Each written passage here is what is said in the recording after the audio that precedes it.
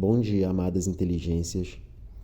Vamos ver algumas características macroeconômicas e socioeconômicas do Brasil atual, para a gente compreender, como é que a nossa economia está funcionando.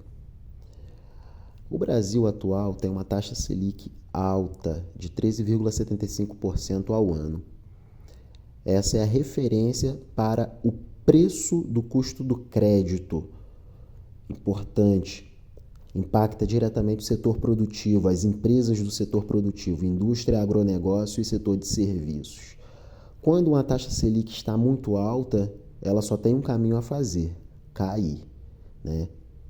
Temos espaço para crescer a nossa economia.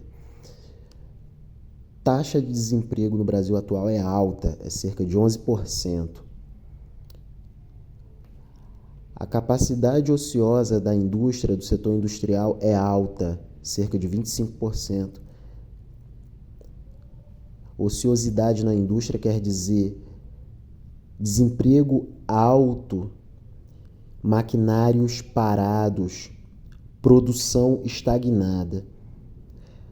Salário mínimo congelado há cerca de 6 anos, desde a instauração do teto dos gastos federais. Hiato de produto negativo entre menos 5% e menos 7%.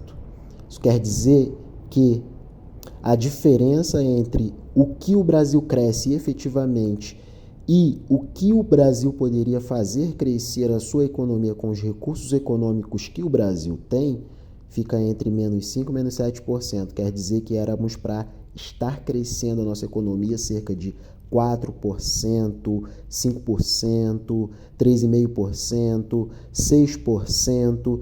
Temos muito espaço para crescer. Ano a ano, o nosso PIB deveria estar crescendo 4%, 5%, 6%. Olha o espaço que a gente tem para crescer. Alto nível de endividamento. Cerca de 80% das famílias brasileiras estão endividadas. Isso daqui é um problema diretamente decorrente de taxa de juros alta demais.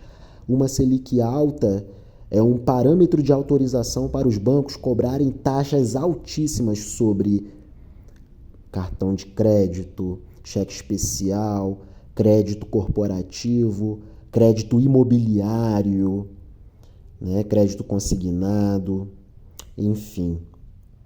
Alto nível de endividamento, 80% das famílias, e alto nível de inadimplência. Nem conseguindo pagar as dívidas as famílias estão.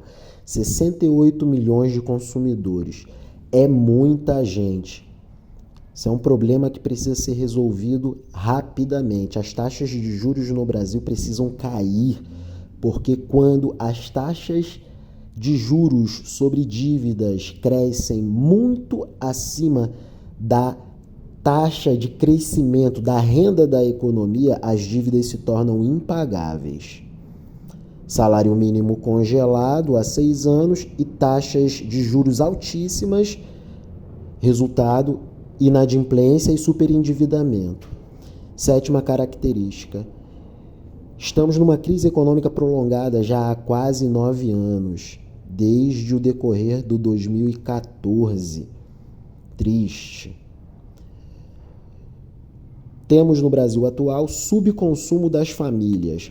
Olha por quê. 33 milhões de pessoas estão em estado de fome, 22 milhões de pessoas estão na extrema pobreza, 125 milhões de pessoas estão em estado de insegurança alimentar.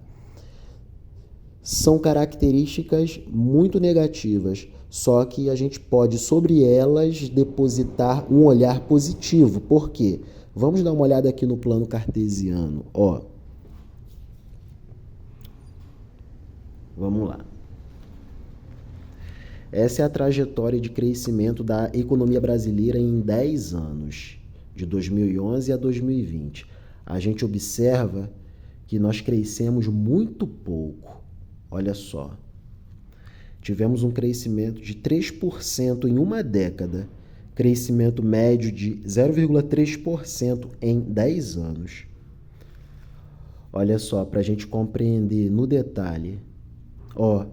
A década de 2011 a 2020 foi mais perdida do que a década de 1981 a 1990, que é a nossa famigerada e conhecida década perdida. Esta década aqui, 2011 a 2020, foi mais perdida que a década de 81 a 90. Olha só no detalhe. Corre a década de 2011 a 2020, terminamos 2019, observe o detalhe, olha que interessante. Terminamos o ano de 2019, por que eu estou fazendo questão de referenciar este ponto aqui da periodização? Porque em 2020 a gente enfrenta a pandemia. Olha como a nossa economia já entra em pandarecos para enfrentar a pandemia Covid-19. Distante cerca de 2,5% do desempenho econômico, olha o ano, do final de 2014. A gente chega a 2020, termina 2019 com a economia menor do que era ao final de 2014. A gente cai, né? A gente cai no ano 2020 e olha que tragédia. Terminamos 2020, chegando a 2021, 6,4% distantes do que era o nosso desempenho econômico ao final de 2014.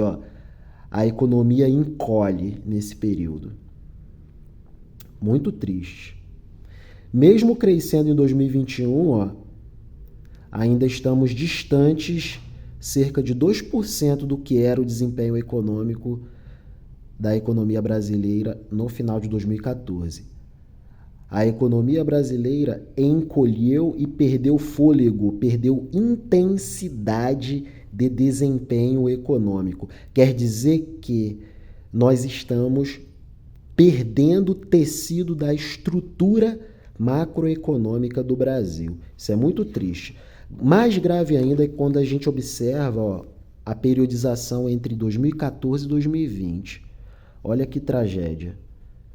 Olha o intervalo da ordenada, entre 0,5% e 7% negativos. Olha só, desde o correr de 2015, a gente navega aqui na região negativa. Vamos fazer um comparativo para a gente alinhar e parametrizar as ideias. Olha só. Vamos olhar, mesmo período, 2014 e 2020. Olha a China. A China termina 2019 com 40% de crescimento acumulado desde 2014. Olha o nosso amado Brasil. Termina 2019 para entrar na pandemia, menos 2% de crescimento acumulado de 2014 até 2019. Isso quer dizer que, olha só, a China chega preparada para enfrentar a pandemia e ainda consegue crescer. Olha outros exemplos. A Índia, 40,7% de crescimento no acumulado de 2014 até 2019. Ela cai, mas cai lá do alto, cai de um crescimento de 40,7%. A gente não. A gente cai, mas cai já do fundo do poço. Muito triste. Muito triste. E as informações no Brasil dão conta de que estávamos bem e a pandemia nos derrubou. Informações completamente erradas. Precisamos nos orientar e nos informar corretamente, porque senão perderemos comunicabilidade no fluxo do nosso processo comunicativo. Olha só, vamos ver aqui o Canadá. O Canadá chega 2020, termina 2019 com 11,9% de crescimento no acumulado, de 2014 até o final de 2019. Cai muito, mas cai lá do alto. O Brasil não. O Brasil cai já do fundo do poço, já da região negativa. Vamos ver outros exemplos. Vamos deixar o contexto bem enriquecido. Os Estados Unidos, Estados Unidos termina 2019 com um crescimento de 14% no acumulado entre 2014 e 2019. Cai Cai até mais do que o Brasil, só que cai lá do alto. O Brasil, ó, cai do fundo do poço já. A gente cava o fundo do poço. Muito triste. Outros exemplos aqui, ó. Alemanha, crescimento acumulado, ó, chega a 2020, termina 2019, com crescimento acumulado, ó, de 12,3% entre 2014 e 2019. Cai muito, mas cai lá do alto. Nós não, ó. Nós caímos já do fundo do poço. Reino Unido, acumulado de crescimento, chega a 2020, 11,1% entre 2014 e 2019, final de 2019, né? Início de 2020. Cai muito, mas olha só, a queda abrupta, mas cai lá do alto. O Brasil não, o Brasil cai do fundo do poço. Vamos ao último exemplo, ó. Pitoresco exemplo, ó. Olha o México. Nas Américas, em termos de capacidade de produção, em termos de PIB, temos as grandes potências, Estados Unidos, Canadá, Brasil e lá longe o México. Mas olha como o México cresce, ó. Entre 14 e 19, 12,4%. Cai muito na pandemia, no início da pandemia. Mas cai lá do alto, ó, de um crescimento de 12,4%. A gente não. A gente cai já do fundo do poço. Isso é um retratozinho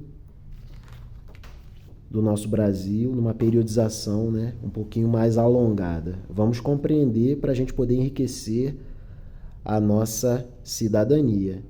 Esse assunto que eu acabei de tratar, ele é importante para o próximo assunto que a gente vai tratar. A gente vai entender essa ideia genial aqui do senhor Paulo Guedes de congelar salário mínimo, pensões, aposentadorias, benefícios de prestação continuada e tudo o que faz circular dinheiro na economia. Super ideia do super gênio, gênio com J, né?